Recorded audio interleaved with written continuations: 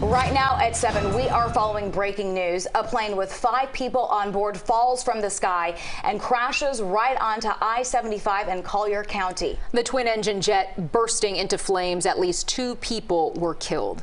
Good evening. I'm Lauren Pastrana. And I'm Naya Sherman. Thank you for joining us. We have been on top of this breaking news story. That fiery crash completely shutting down that portion of the highway for at least the next 24 hours. CBS News Miami has live team coverage tonight. Let's begin with CBS News Miami's Larry Seward. He joins us live from the scene in Collier County. Larry, what can you see from your vantage point right now?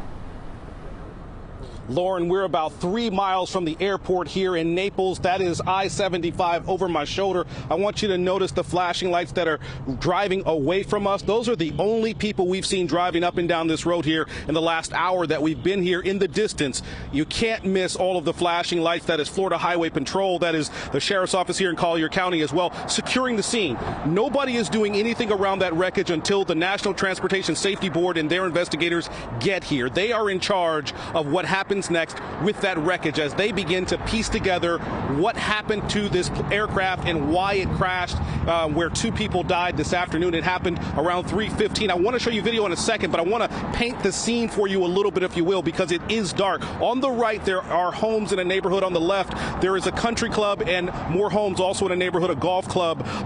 There on that left side of your screen, those are the southbound lanes. There is a 22-foot sound wall that is there along the side of the road. Some of the witnesses described the plane as it passed over them, crashing into that wall. And I want to show you some of the videos that we have seen emerge from witnesses that were on I-75 or nearby, passing by when this happened. Again, around 3:15 this afternoon, the private jet, a twin-engine jet, crashing on I-75. You can see the flames, intense flames, people in cars taking videos as they were driving by. We heard some witnesses on the radio as we were driving in from Miami describing hearing an explosion, seeing an explosion a couple of times during this. 2 people died. We're hearing from officials that 3 others that were on board this plane were able to escape. The wreckage that's left, it is burned beyond recognition for the most part, except for the tail end. That is the wreckage that investigators will be going over, trying to sift through. We do not have any word about the survivors, their conditions. That is something that we're hoping to learn as the night goes on. But that is the best news that we've heard tonight is about survivors. Now, as far as the impact on the road, I-75, it is shut down north and south of this crash site in both directions at a couple of miles. Traffic earlier this afternoon, I mean, it was at a standstill in many areas. In fact, when we came in from Miami, we did not come in on I-75 Alligator Alley because of the gridlock that was there. We came in off of Tamiami Trail, but I do want to show you this because we are on Golden Gate Parkway. You can see the traffic here. There's not much that's here at this point, but you can see the intersection there. Notice the ramps. No cars coming on or off. 75 going to be closed for an extensive period of time because the NTSB has to complete their investigation. The airport where this plane was headed, the wreckage that is there on the road, it's about 3 miles to your left of your screen. So they were not very far, but obviously the plane did not make it there. The question is why. You're looking live at that investigation scene. Again, NTSB investigators expected to be here sometime tonight, but I-75 is going to be closed until they gather all of the evidence that they need. We are live in Naples tonight. Larry Seward, CBS News, Miami. And Larry, we know that affects a lot of people and their commute. Any word at this point how they're rerouting people for traffic? That road closed at least for the next 24 hours.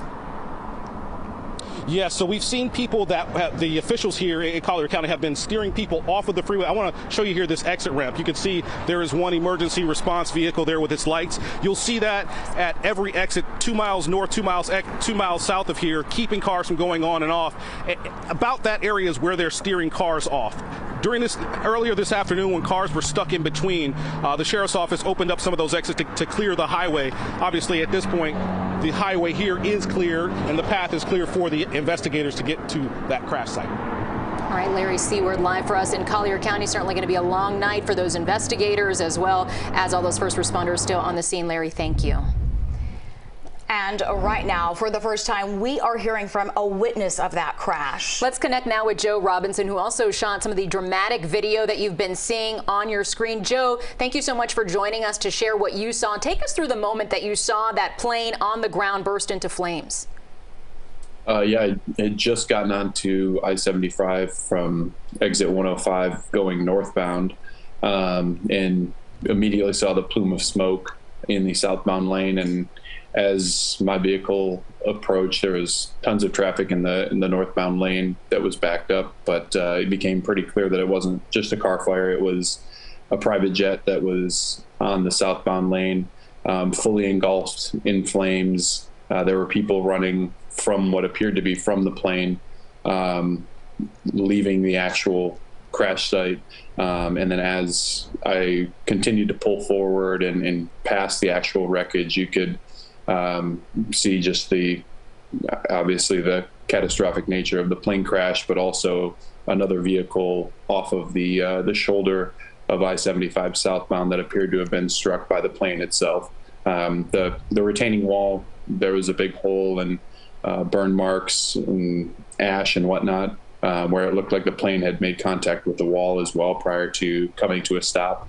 But even just driving by, I had my windows up and the AC on. I could feel the heat from the flames in my vehicle.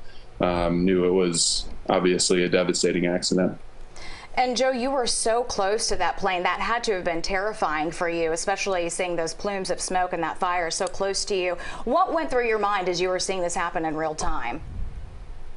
Just kind of coming to the realization that it had just occurred prior to me coming up upon it and seeing there's no emergency vehicles, no emergency personnel there yet. I knew it was recent. And then, of course, when you get up close to it, my first instinct when I saw the people running from the plane, and they were running and seemed to be relatively okay and capable of getting away from the wreckage, that was a relief.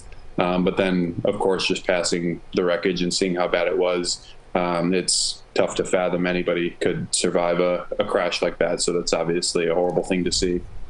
Joe Robinson, thank you so much for sharing what you saw. I know it's certainly difficult to relive that again, but thank you for your insight tonight. Thank you, Joe.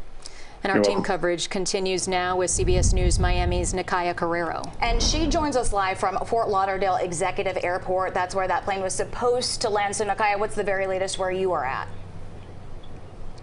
Well, just like you said, we are here outside of the Fort Lauderdale Executive Airport, where according to the FlightAware website, that jet was supposed to be landing here this evening. We've learned so far that that twin engine jet actually belonged to this company right behind me, Hop a Jet Worldwide Jet Charter. According to their website, they have been in business since 1976. But tonight we are hearing the last transmission between people inside that plane and the air traffic control tower. Question 574. Okay, Challenger Hop a Jet 823 lost both engines. Emergency.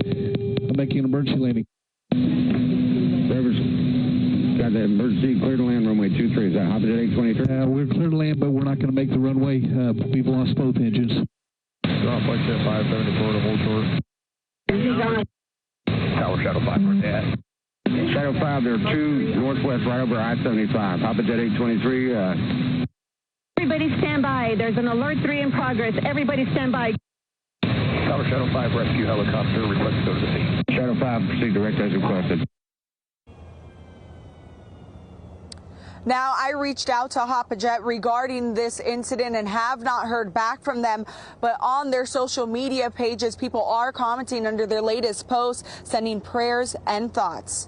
Live in Fort Lauderdale, Naya Carrero, CBS News Miami.